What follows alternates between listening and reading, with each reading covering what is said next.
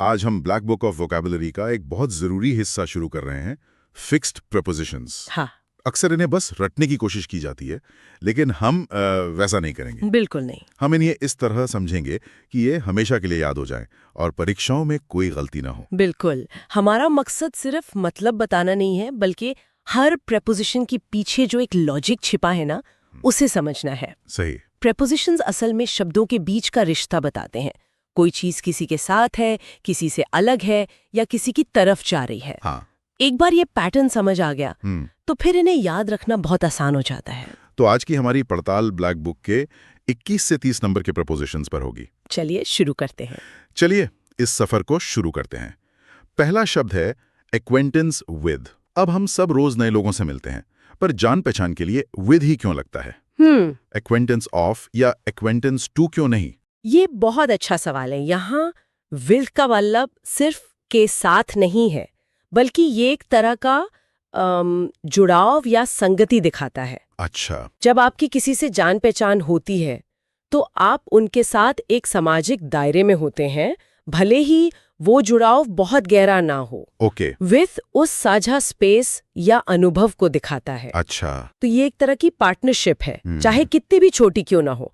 जैसे मैं कह सकता हूँ कि my acquaintance with the new programming language is still basic. हाँ। मतलब उस भाषा के साथ मेरा परिचय अभी शुरुआती है। बिल्कुल सही उदाहरण। और ये सिर्फ लोगों के लिए नहीं, बल्कि विषयों, तथ्यों या किसी भी चीज के लिए इस्तेमाल हो सकता है जिससे आपका परिचय हो। जैसे she has a good acquaintance with the local history, यानी स्थानीय इतिहास के साथ उसकी अच्छी जान पहचान है। और एक आम गलती जो लोग करते हैं वो अक्वेंटेंस ऑफ का इस्तेमाल करते हैं। वो सोचते हैं राम का परिचय तो हाँ, अक्वेंटेंस ऑफ राम होगा। एग्जैक्टली जबकि सही होगा माई अक्वेंटेंस विथ राम, क्योंकि आप राम के साथ परिचित हैं। ऑफ का इस्तेमाल यहाँ गलत है। सही। चलिए एक और उदाहरण देखते हैं। A mere acquaintance with the facts is not enough for this debate. मतलब इस बहस के लिए तथ्यों से महज परिचय काफी नहीं है। बिल्कुल। बहुत बढ़िया। तो विद का मतलब है जुड़ाव और संगति। अब अगले शब्द पर आते हैं जो थोड़ा अलग भाव देता है, एक्वियस इन। इसका मतलब है किसी बात को मान लेना, अक्सर बिना मन के।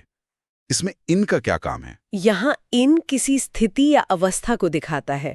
आप किसी फैसले या योजना में अपनी मौन सहमति दे रहे हैं। मौन सहमति? हाँ। और एक्वियस शब्द को याद रखने की एक बहुत अच्छी ट्रिक है। बताइए। इसमें क्वाइट यानी शांत की ध्वनि छिपी है। जब आप किसी चीज में क्वाइट होकर या बिना विरोध किए हाँ कर देते हैं तो आप एक्वियस इन करते हैं। ये तो शानदार कनेक्शन है, लेकिन मेरा एक सवाल है। पूछिए। जो इसका मतलब हमेशा चुप रहना ही है, या कोई जाहिर तौर पर भी बेमन से हाँ कर सकता है? क्या ये क्वाइट वाला कनेक्शन सिर्फ एक याद रखने की ट्रिक है? नहीं, ये ट्रिक से ज्यादा है। एक्वियस का जो मूल भाव है ना, वो ही विरोध की अनुपस्थिति है। अच्छा। हो सकता है आप बोलकर हाँ कहें, लेकिन आपके एक्शन या शब्दों में विरोध नहीं झलकता। ओके। आप उस स्थिति में खुद को ढाल लेते हैं। ओके। जैसे एक ऑफिस की कल्पना कीजिए जहां बॉस ने एक नया नियम बनाया है जो किसी को पसंद नहीं, लेकिन टीम में कोई बहस नहीं करना चाहता। The team had to acquiesce in the new policy to maintain peace. समझ गया। तो वो उस पॉलिसी में सहमत हो गए, भले ही मन से ना हुए हों। बिल्कुल। मतलब ये एक तरह की निष्क्रिय स्वीकृति है। हाँ, पैसिव एक्सेप्टेंस। एक और उदाहरण हो सकता है, For years, the citizens acquiesced in the corrupt practices of their leaders. बिल्कुल। मतलब सालों तक नागरिक अपने नेताओं के भ्रष्ट कामों में चुपचाप सहमति देते रहे। यहाँ इन उस व्यवस्था या स्थिति को दिखा रहा है जिसे स्वीकार कर लिया गया। एकदम सही। चलिए अब एक बिल्कुल विपरीत भाव वाले प्रपोजिशन की बात करते हैं। ओके। हमने एक्वीस इन में किसी स्थिति में शामिल होने की बात की। अब बात करते हैं किसी आरोप से बाहर निकलने की। शब्द है एक्विट ऑफ। Equity of. यहाँ ऑफ का क्या लॉजिक है? यहाँ ऑफ अलगाव या स्रोत को दर्शाता है, जिसे हम सेपरेशन कहते हैं। अच्छा, सेपरेशन। जब कोर्ट किसी को एक्विट ऑफ अ चार्ज करता है तो वो उस व्यक्ति को उस आरोप के स्रोत से अलग कर रहा है, उसे उस बोझ से मुक्त कर रहा है। मतलब क्विट का मतलब भी छोड़ना होता है, तो आरोप से छोड़ देना। सही पकड़ा। तो ऑफ का मतलब हुआ से अलग होना, जैसे गेट रिड ऑफ समथिंग। बिल्कुल। एक कोर्ट रूम का सीन दिमाग में आता है जहां जज कहते हैं the court acquits you of the murder charge. हाँ, मतलब अदालत आपको हत्या के आरोप से बरी करती है। एकदम सही। और यहाँ एक आम गलती होती है ना? हाँ, बहुत लोग अक्विट फ्रॉम का इस्तेमाल करते हैं क्योंकि हिंदी में से का अनुवाद फ्रॉम लगता है। सही बात है। लेकिन ग्रामेटिकली अक्विट ऑफ ही सही है। फ्रॉम का इस्तेमाल किसी जगह से आने के लिए होता है, जबकि ऑफ किसी आरोप से मुक्ति के लिए। ये बहुत जरूरी पॉइंट है। तो एक और उदाहरण देखते हैं। He was acquitted of all blame in the matter. मतलब उससे उस मामले में सभी आरोपों से बरी कर दिया गया। बिल्कुल। तो अब तक हमने देखा विद जुड़ाव के लिए, इन किसी स्थिति में होने के लिए। हाँ, और ऑफ किसी चीज से अलग होने के लिए। हाँ, देखिए कैसे ये छोटे छोटे शब्द पूरे मतलब को दिशा दे रहे हैं। हाँ, ये तो रिश्तों की तरह है। अब एक ऐसे प्रपोजिशन की बात करते हैं जो बहुत ही वर्सेटाइल है और कई तरह के रिश्ते दिखाता है। टू। हाँ, टू बहुत इंटरेस्टिंग है। हमारे पास टू वाले 4 शब्द हैं। Adept to, addicted to, adhere to और एडजेसेंट टू। क्या हम इन्हें एक साथ समझ सकते हैं? ये एक बहुत अच्छा तरीका है इन्हें समझने का। टू का जो मूल काम है वो एक दिशा, एक डायरेक्शन या मंजिल दिखाना है। डायरेक्शन। हाँ, ये एक तरह का कनेक्शन भी स्थापित करता है। चलिए अडेप्ट टू से शुरू करते हैं। अडेप्ट टू का मतलब है किसी नई स्थिति के अनुसार खुद को ढालना। सही। यहाँ टू उस नई स्थिति की ओर इशारा कर रहा है जिसकी तरफ आप बदल रहे हैं। अच्छा। आप उस मंजिल के हिसाब से खुद को ढाल रहे हैं।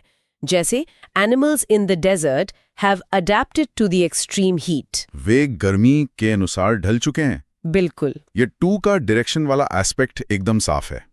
इसी लॉजिक से देखें तो एडिक्टेड टू भी समझ आता है। बताइए कैसे? यहां भी इंसान किसी बुरी आदत की तरफ खिंचा चला जाता है। वो आदत उसकी मंजिल बन जाती है, भले ही वो गलत हो। बिल्कुल सही पकड़ा। एडिक्टेड टू में टू एक बहुत मजबूत, लगभग अटूट जुड़ाव को दिखाता है। आप उस चीज से ऐसे जुड़ जाते हैं कि अलग होना मुश्किल हो जाता है। जैसे unfortunately many young people are addicted to their smartphones. और ये एडिक्शन सिर्फ नशीली चीजों के लिए नहीं होता। नहीं, बिल्कुल नहीं। कोई काम करने के लिए भी हो सकता है। जैसे she is addicted to solving complex puzzles. हाँ, हालांकि एडिक्टेड का जो भाव है वो ज्यादातर नेगेटिव होता है। सही। अब इसी टू के लॉजिक को अडहियर टू पर लागू करते हैं। अडहियर टू मतलब नियमों या सिद्धांतों का पालन करना। हाँ, यहाँ टू का क्या काम है? शायद यहाँ टू उन नियमों या सिद्धांतों से चिपके रहने का भाव दे रहा है, मतलब उस रास्ते से ना हटना। एकदम सही।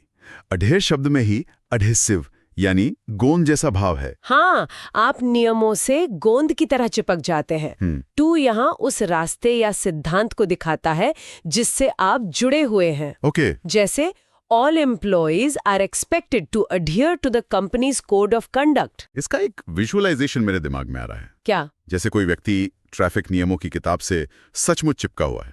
Adhere to the rules। हाँ, ये याद रखने में मदद करेगा। और अब टू का आखिरी इस्तेमाल देखते हैं। Adjacent to। Adjacent to जिसका मतलब है ठीक बगल में। यहाँ टू क्या कर रहा है? यहाँ टू लोकेशन बता रहा है, किसी चीज के बगल में। जैसे My house is adjacent to a park। मतलब मेरा घर पार्क से सटा हुआ है। बिल्कुल। यहाँ टू उस पार्क को रेफरेंस पॉइंट बना रहा है जिसके बगल में घर है। सही। तो देखिए, एक ही प्रेपोजिशन टू ने हमें दिशा, लत, पालन और लोकेशन 4 अलग-अलग तरह के रिश्ते दिखाए। वाकई प्रेपोजिशंस की दुनिया बहुत दिलचस्प है ना? अच्छा, एक शब्द है अडेप्ट, जिसका मतलब है निपुण या कुशल। अडेप्ट। लेकिन इसके साथ कभी एट लगता है और कभी इन। इसमें अक्सर लोग गलती कर जाते हैं। हाँ, ये बहुत कॉमन कंफ्यूजन है। क्या आप इस कंफ्यूजन को हमेशा के लिए दूर कर सकती हैं? जरूर। ये एक बहुत ही क्या कहते हैं सूक्ष्म लेकिन महत्वपूर्ण अंतर है, खासकर प्रतियोगी परीक्षाओं के लिए। ओके। अडेप्ट एट का इस्तेमाल तब होता है जब हम किसी खास काम या स्किल की बात कर रहे हो जिसमें शारीरिक या व्यावहारिक क्रिया शामिल हो। एट किसी एक्टिविटी पॉइंट को दिखाता है। जैसे he is adapt eight playing the flute. बिल्कुल। यानी वो बांसुरी बजाने में निपुण है। ये एक स्पेसिफिक स्किल है। बिल्कुल। या he is surprisingly adept at fixing old clocks. पुरानी घड़ियां ठीक करने में। अच्छा। अब आते हैं अडेप्ट इन पर। हाँ। इसका इस्तेमाल किसी व्यापक विषय, ज्ञान के क्षेत्र या किसी कला के लिए होता है जो सिर्फ एक क्रिया नहीं बल्कि एक पूरा डिसिप्लिन है। अच्छा, तो मैं कह सकता हूँ the professor is adapt in ancient history. हाँ, क्योंकि ये एक पूरा विषय है। और the artist is adapt in the use of water colours, क्योंकि ये चित्रकारी की एक पूरी विधा है। आपने बिल्कुल सही समझा। हालांकि आजकल आम बोलचाल में लोग इन दोनों को एक दूसरे की जगह इस्तेमाल कर लेते हैं, लेकिन व्याकरण के नजरिए से और परीक्षाओं के लिए ये अंतर जानना बहुत जरूरी है। तो art for a specific action, in for a broader field. Precisely. ये तो बहुत काम की जानकारी है। अब हमारे पास दो शब्द बचे हैं, एक्ट अपॉन और एडिक्वेट फॉर। हाँ, पहले एक्ट अपॉन को लेते हैं। इसका मतलब है किसी सलाह या जानकारी पर अमल करना। यहाँ लॉजिक बहुत सीधा है। अपॉन का मतलब है के आधार पर या के ऊपर। जब आप किसी सलाह अपॉन एक्ट करते हैं तो आपका एक्शन उस सलाह पर आधारित होता है। वो सलाह आपके काम का आधार बनती है। जैसे डॉक्टर ने कोई सलाह दी और मरीज ने उस सलाह पर एक्ट किया, ये तो काफी सहज है। हाँ, the police acted upon the information they received. Police ने मिली जानकारी पर कार्रवाई की। हाँ, ये काफी सीधा है। अपॉन यहाँ कॉज एंड इफेक्ट का रिश्ता बना रहा है। जानकारी मिली, उसके आधार पर एक्शन हुआ। और हमारा आज का आखिरी शब्द है एडिक्वेट फॉर। एडिक्वेट फॉर मतलब किसी उद्देश्य के लिए पर्याप्त होना। यहाँ प्रपोजिशन फॉर अपने सबसे बुनियादी रूप में है। फॉर का मतलब ही है के लिए या किसी उद्देश्य से। सही। जब कोई चीज किसी खास काम फॉर यानी के लिए एडिक्वेट यानी पर्याप्त होती है, तब इसका इस्तेमाल होता है। जैसे is your income adequate for your families needs. क्या आपकी आमदनी आपके परिवार की जरूरतों के लिए पर्याप्त है? बिल्कुल। यहाँ फॉर उस उद्देश्य को साफ साफ बता रहा है जिसके लिए पर्याप्तता को मापा जा रहा है। अच्छा। एक और उदाहरण, the food supplies were not adequate for the long journey. खाने का सामान लंबी यात्रा के लिए पर्याप्त नहीं था। एग्जैक्टली।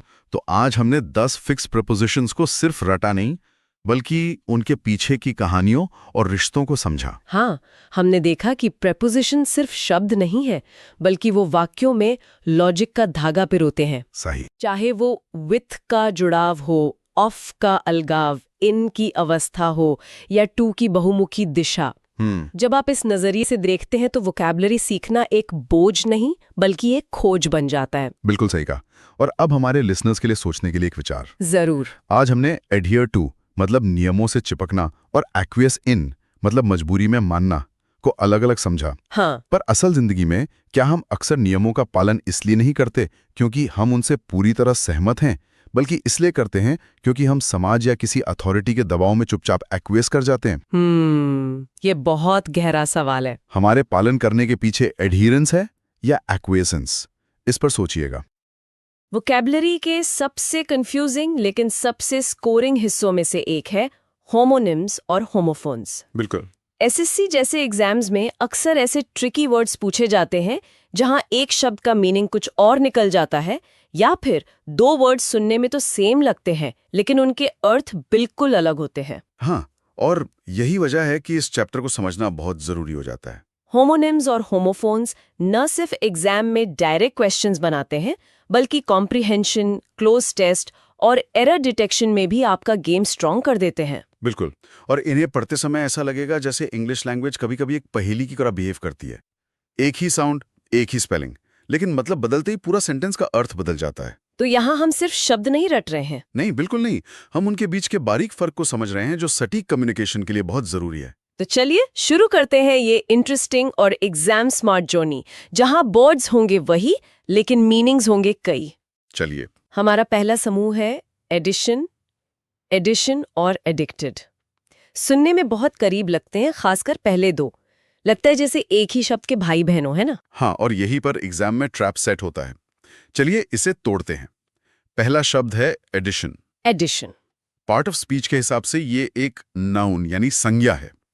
इसका मतलब है द एक्ट ऑफ एडिंग यानी जोड़ना या वृद्धि करना। अच्छा, ये तो एड वर्ब से ही बना है, तो याद रखना आसान है। जैसे गणित में 2+2 का एडिशन। एकदम सही।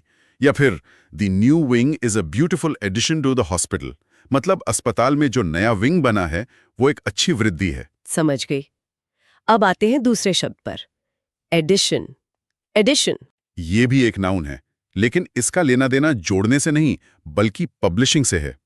इसकी स्पेलिंग पर ध्यान दें, ये ए से नहीं ई से शुरू होती है, EDITION। ओ, ई से। हाँ, इसका मतलब है अ पर्टिकुलर फॉर्म और version of a published text, यानी किसी किताब या अखबार का संस्करण। अच्छा, तो जैसे किसी किताब का फर्स्ट एडिशन या रिवाइज्ड एडिशन होता है, मतलब पहले से छपी हुई चीज में कुछ एडिट करके नया वर्जन निकालना।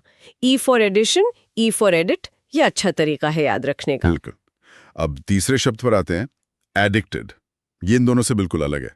ये एक एडजेक्टिव यानी विशेषण है। अच्छा। इसका मतलब है unable to stop doing something, यानी किसी चीज का आदी होना या लत लग जाना। जैसे he is addicted to his phone, मतलब उसे अपने फोन की लत लग गई है। तो यहाँ एड का मतलब जुड़ना है, लेकिन एक बुरी आदत से जुड़ना। सही पकड़ा। तो अगर हम तीनों को एक साथ देखें, एक समरी की तरह। हाँ, एडिशन एक नाउन है जिसका मतलब है जोड़ या वृद्धि। ठीक है।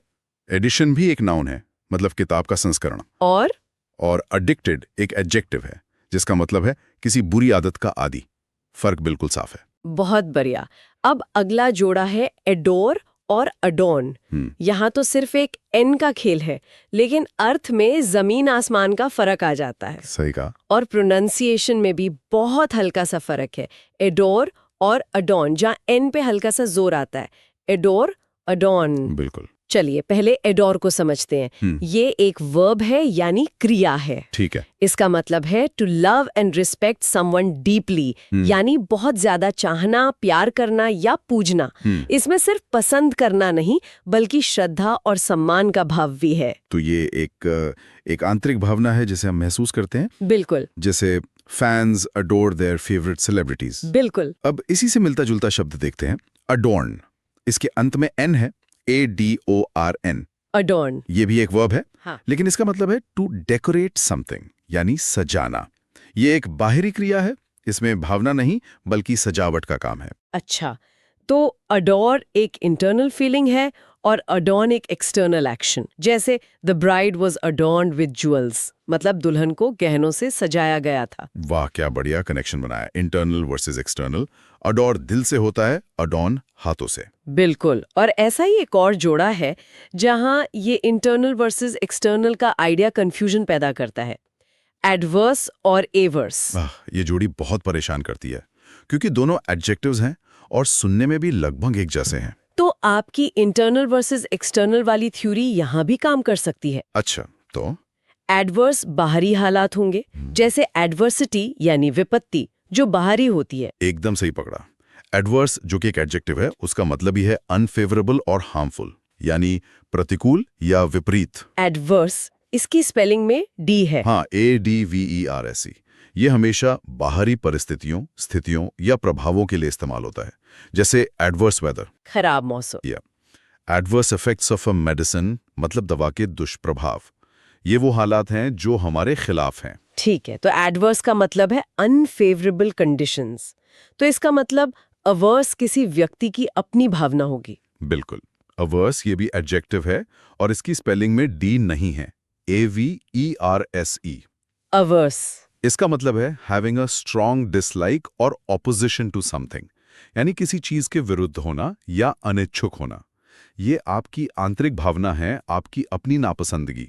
जैसे I am averse to waking up early, मतलब मैं सुबह जल्दी उठने के सख्त खिलाफ हूं, मुझे बिल्कुल पसंद नहीं, ये मेरी पर्सनल फीलिंग है। Perfect example. तो इसे याद रखने का सबसे अच्छा तरीका यही है। एडवर्स। एडवर्स मतलब बाहरी प्रतिकूल हालात, जो एडवर्सिटी से जुड़ा हुआ है। और अवर्स। अवर्जन मतलब आंतरिक व्यक्तिगत नापसंद, जो अवर्जन यानी घृणा से जुड़ा हुआ है। अगला जोड़ा ऐसा है जिसमें मैं खुद कई बार गलती कर चुकी हूँ, अफेक्ट और इफेक्ट। इसमें सबसे बड़ी मुश्किल यह है कि एक क्रिया है और दूसरा संज्ञा, लेकिन सुनने में लगभग एक जैसे हैं। चलिए इसका एक परमानेंट सॉल्यूशन निकालते हैं। इसे याद रखने का एक बहुत मशहूर तरीका है रैवन रूल। रैवन? हाँ, RAVEN। Remember, affect is a verb and effect is a noun. ये नियम 90% मामलों में आपका काम कर देगा। Raven, affect is a verb, effect is a noun. दिलचस्प है। तो अफेक्ट को पहले समझते हैं। ए फॉर एक्शन, तो ये एक क्रिया होगी। सही है। ज्यादातर मामलों में अफेक्ट एक वर्ब है। इसका मतलब होता है टू इन्फ्लुएंस, यानी प्रभाव डालना। ये एक एक्शन है। जैसे the cold weather affected my health. ठंडे मौसम ने मेरे स्वास्थ्य पर प्रभाव डाला। यहाँ अफेक्ट एक क्रिया है। ठीक है, तो अफेक्ट मतलब प्रभाव डालना। अब आते हैं इफेक्ट पर। रैवन के हिसाब से E for effect, N for noun, तो ये एक संज्ञा है। बिल्कुल, इफेक्ट नाउन के रूप में इसका मतलब है अ रिजल्ट और अ कॉन्सिक्वेंस, यानी परिणाम या प्रभाव। तो ये एक्शन नहीं है, बल्कि एक्शन का नतीजा है। एकदम। जैसे the medicine had an immediate effect, दवा का तुरंत परिणाम दिखा। या what is the effect of this new policy? तो the weather affects my mood, मतलब मौसम मेरे मूड पर प्रभाव डालता है। And the weather has a bad effect on my mood, मतलब मौसम का मेरे मूड पर बुरा प्रभाव है। वाह, एक जगह क्रिया, दूसरी जगह संज्ञा, ये तो बहुत साफ हो गया। हाँ, लेकिन कहानी में एक छोटा सा ट्विस्ट है जो एडवांस्ड यूसेज में आता है। अच्छा। कभी कभी इनके रोल्स उल्टे हो जाते हैं। इफेक्ट को वर्ब की तरह भी इस्तेमाल किया जा सकता है, जिसका मतलब होता है टू ब्रिंग अबाउट चेंज, यानी किसी बदलाव को लागू करना। ओह, ये मैंने नहीं सुना था। ये बहुत फॉर्मल यूसेज है। जैसे the new CEO wants to effect major changes, मतलब वो बड़े बदलाव लाना चाहती है। और अफेक्ट का नाउन के रूप में भी इस्तेमाल होता है ना?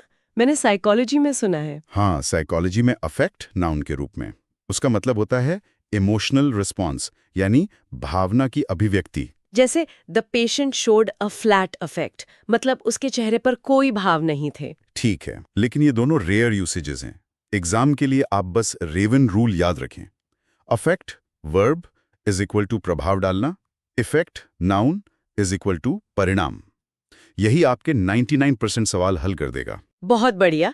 तो एक्शन के लिए अफेक्ट और रिजल्ट के लिए इफेक्ट, अब ये हमेशा याद रहेगा। चलिए आज के हमारे आखिरी समूह पर चलते हैं, अफ्लिक्ट और इन्फ्लिक्ट। अफ्लिक्ट और इन्फ्लिक्ट, ये भी सुनने में काफी करीब है और दोनों का मतलब भी पीड़ा या कष्ट से जुड़ा है। हाँ, और दोनों ही वर्ब्स हैं, जिससे कंफ्यूजन और बढ़ जाता है।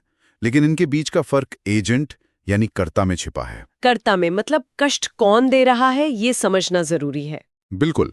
पहले लेते हैं एफ्लिक्ट। इसका मतलब है टू कॉज पेन और सफरिंग टू समवन, यानी कष्ट देना। ये अक्सर किसी बीमारी, आपदा या मानसिक पीड़ा के लिए इस्तेमाल होता है जो किसी पर आ पड़ती है। मतलब इसमें कष्ट देने वाला कोई इंसान नहीं होता, बल्कि कोई स्थिति या बीमारी होती है।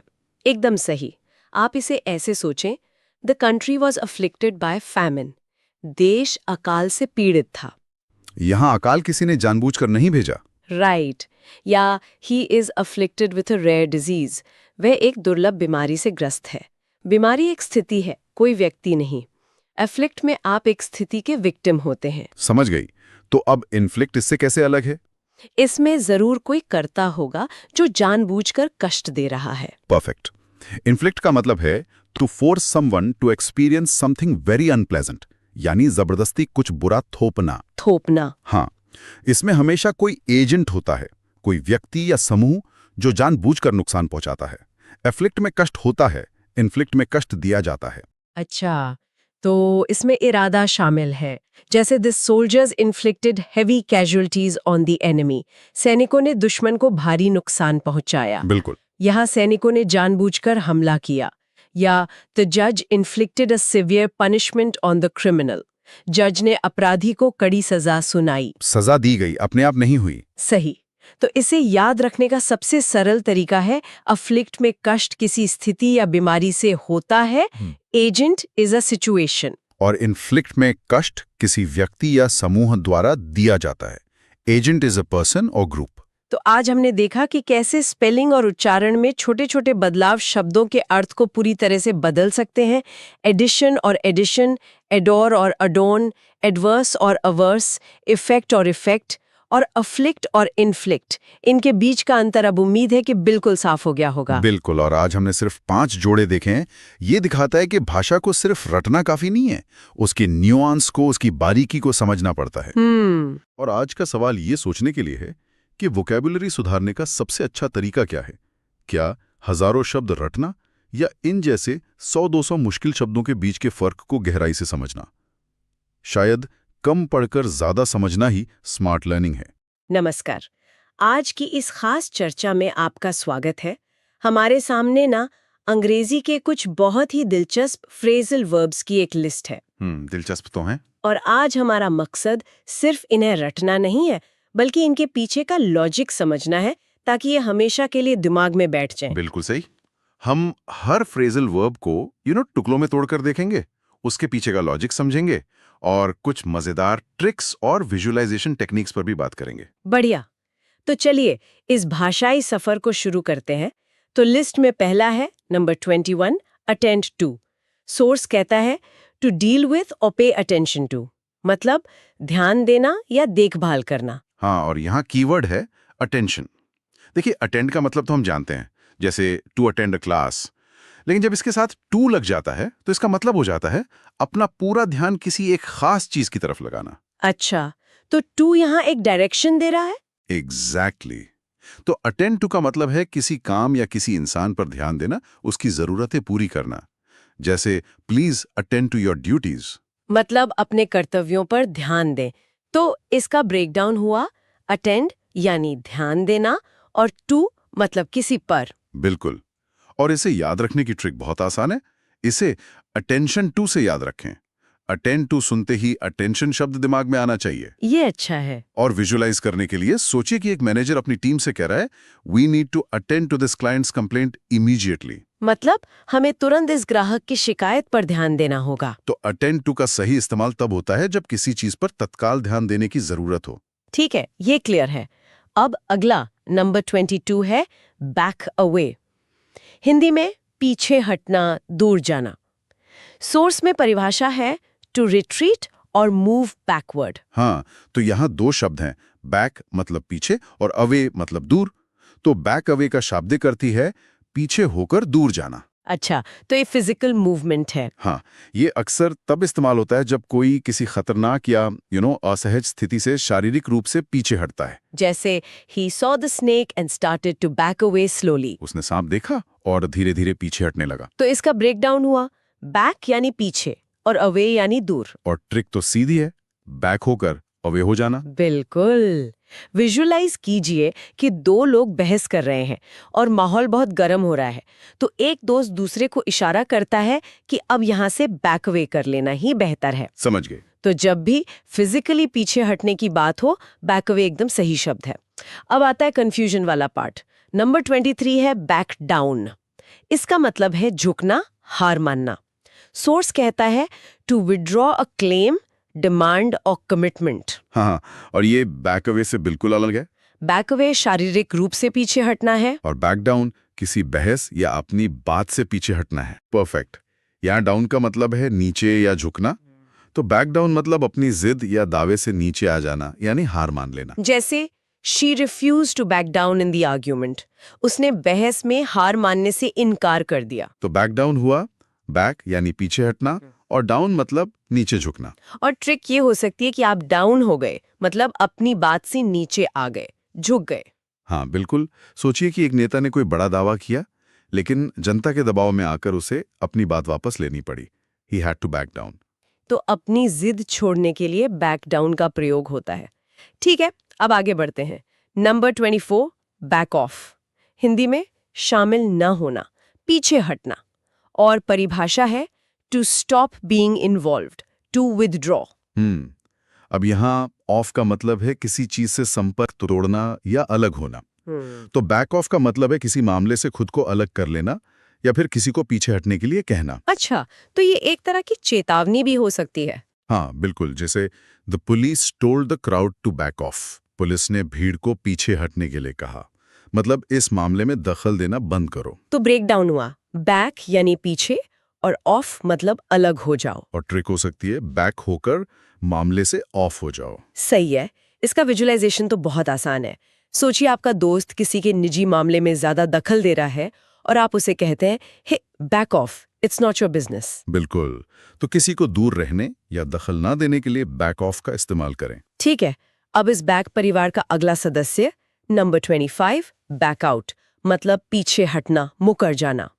सोर्स में लिखा है to withdraw from an agreement और कमिटमेंट। हाँ, अब यहाँ आउट का मतलब है बाहर, बैक आउट का मतलब है किसी वादे, सौदे या प्लान से बाहर निकल जाना। मतलब मुकर जाना। हाँ, और ये अक्सर एक नेगेटिव सेंस में इस्तेमाल होता है, जैसे he promised to help but he backed out at the last minute. उसने मदद का वादा किया लेकिन आखिरी समय में मुकर गया। तो बैक आउट है, बैक यानी पीछे और आउट मतलब बाहर। इसकी ट्रिक तो मजेदार हो सकती है, जैसे प्लान के बैक दरवाजे से आउट हो जाना। हाँ, ये अच्छा है, बिल्कुल सही। विजुलाइज कीजिए कि आपने दोस्तों के साथ गोवा का प्लान बनाया, सब कुछ तय हो गया, लेकिन एक दोस्त ने आने से मना कर दिया। He backed out of the plan. Exactly तो किसी वादे से मुकरने को बैक आउट कहते हैं। वाह।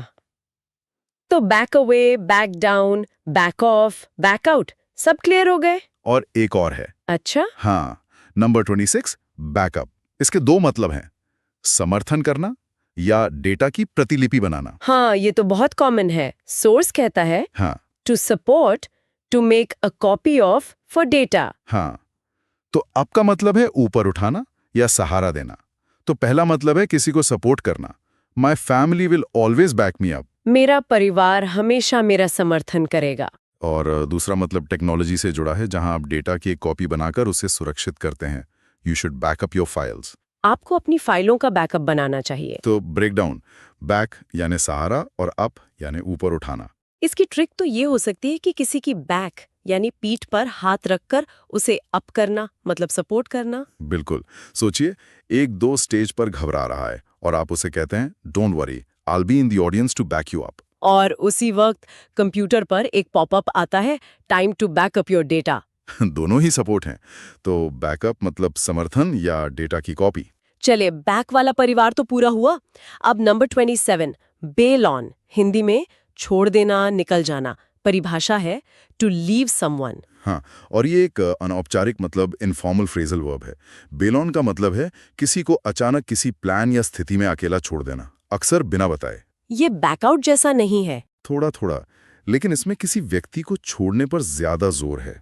माई friend was suppose to meet me but he bailed on me. मेरे दोस्त को मुझसे मिलना था पर उसने मुझे छोड़ दिया, मतलब नहीं आया। हाँ, तो ब्रेकडाउन है, बेल यानी छोड़ना और ऑन मतलब किसी पर। और इसकी ट्रिक थोड़ी फनी है, किसी को बेल यानी जमानत पर छोड़कर भाग जाना। हाँ, ये याद रहेगा।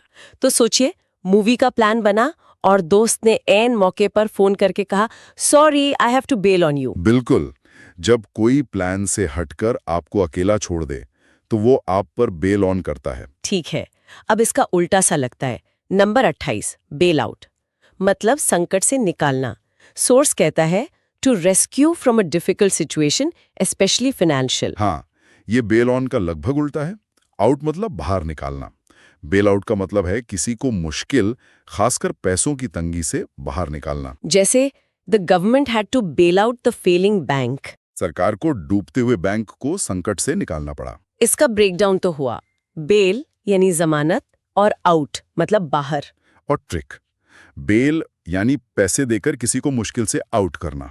विजुअलाइजेशन के लिए, जैसे कोई कंपनी दिवालियां हो रही है। हाँ, और एक बड़ी कंपनी उसे खरीदकर बेल आउट करती है, यानी बचा लेती है। मुश्किल से बचाने को बेल आउट कहते हैं। बहुत बढ़िया। अगला है नंबर 29, बैंक ऑन, मतलब निर्भर होना। परिभाषा है to depend on something happening. इसका लॉजिक बहुत ही सीधा है। सोचिए, आप अपना पैसा बैंक में क्यों रखते हैं? क्योंकि हम उस पर भरोसा करते हैं, निर्भर रहते हैं। बस यहीं से आया है बैंक ऑन। इसका मतलब है किसी व्यक्ति या चीज पर पूरा भरोसा करना।